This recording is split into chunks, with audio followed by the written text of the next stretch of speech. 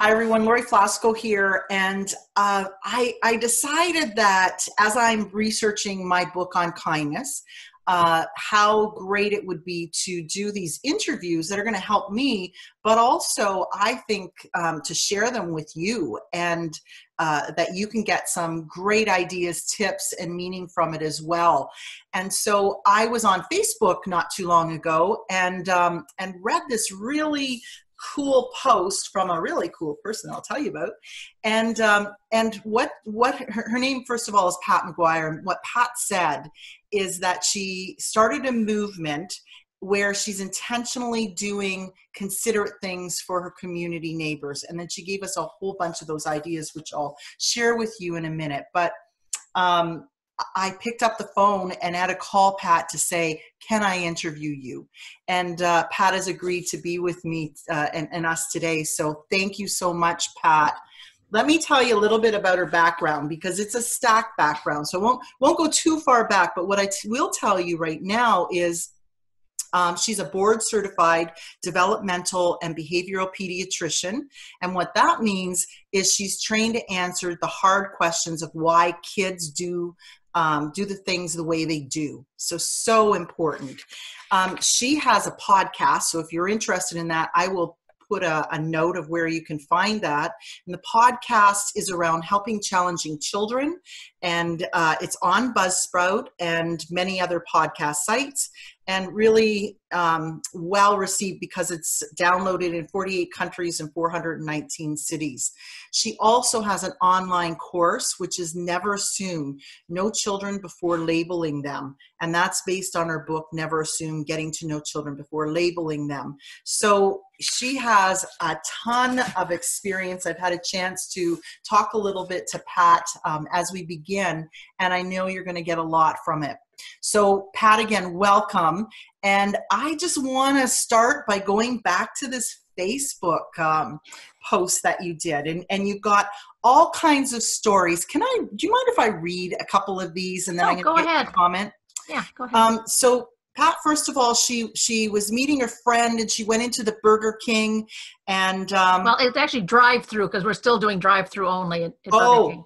Thank you. Okay, and at the drive-through, she noticed that the person was wearing a mask, and she commented on that person and thanked them for wearing a mask.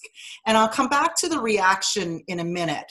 But that went on to, she went into a park, and there was a man in the park where they were, and he asked if he could smoke. So again, she thanked him for doing that. She went into a store and there were people wearing masks and she thanked them. And then a man came in without a mask and he saw them wearing masks. He went back out and put one on and thanked them for that. And I mean, this goes on and on and on. So I have a couple questions. I want to know, you talked about intentional. So what had you start this?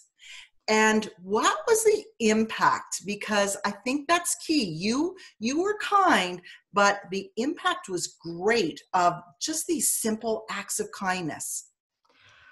Yeah, the reason I did that is like a lot of people, I've been getting very down and depressed and angered by the negativity I'm seeing on Facebook and also in the news. And having people on Facebook say stuff like, well, I shouldn't have to wear a mask. It violates my civil liberties. And, if you're going to wear a mask, that just means you're a sheep because you just blindly follow, what people say. And it's like, I want people to know that what they're doing is right. And so I just said that day, I said, everybody I see that's doing something that is community helpful, that I was going to acknowledge their effort to do that. Mm-hmm. And to me, that's something I've long done of letting people know when they're doing things well. But this was a day that I just said, I'm just going to do it to everybody I can. And, even starting at Burger King, the gal was, thank you. I'm glad you're wearing one too, I'm glad you're wearing one too. Yes, we got to keep each other healthy. And the guy in the park with the smoke says, well, I know it's a dirty habit, but I'm from out of town. I don't know if you can. I said, well, I don't know if you can either, but I thank you for, checking, because it's important to, take the community into consideration. And I just kept doing that. And people were like, oh, you appreciate me doing this. Mm-hmm. And it just, isn't that reaction interesting? Mm-hmm. Which says to me, people don't get that very often, do they? No. And about a month ago, I like I said, I do this periodically anyway, but a month ago I was in a grocery store, and it was kind of 50-50 whether people wore masks or not, but the employees had to wear masks. So as I was going down one aisle, I saw a guy putting toilet paper out. So it's like, okay, I want some toilet paper. Who thought we'd get so happy about toilet paper? I know.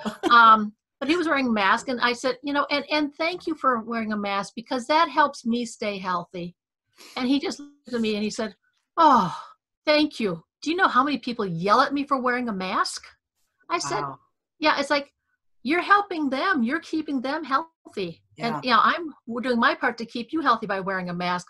We have to do this together. So it kind of, it reaffirmed to him that what he was doing was important. And I love that, because first of all, you're thanking them because obviously it's important to you. You're acknowledging what they're doing and the impact, sort of that, because. So there's those pieces there, and the reaction that comes from them after. And wouldn't that be great? And again, I love that you're intentional, but wouldn't that be great if we just got into that habit of doing that for each other all the time?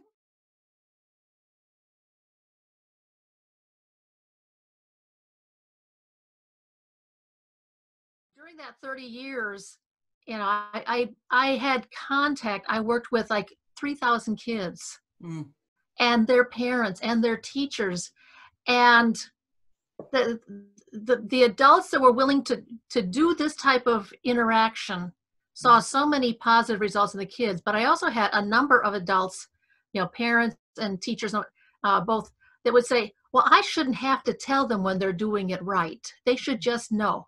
How do they know? They always know when they do it wrong, because they're told right away and in no uncertain terms that they have screwed up. Good point. But they're not told when they're doing the expected. Okay. I know. Yeah. So I have to jump in here, because I got a little granddaughter and another one on the way, and I've heard people say, well, you're blowing them up. Like, they're going to think they're perfect because you just focus on everything about them that's good. What do you say to that? I said, no, you focus on what's happening and how to help them to see themselves as capable, but also help them when they don't have the answers. Because I said, if they screw up, you say, okay, I told you that, it wasn't time to do this. You did it anyway. And what did I say would happen if you chose to do it? So you have to set it up beforehand, the expectations and what happens by their choices.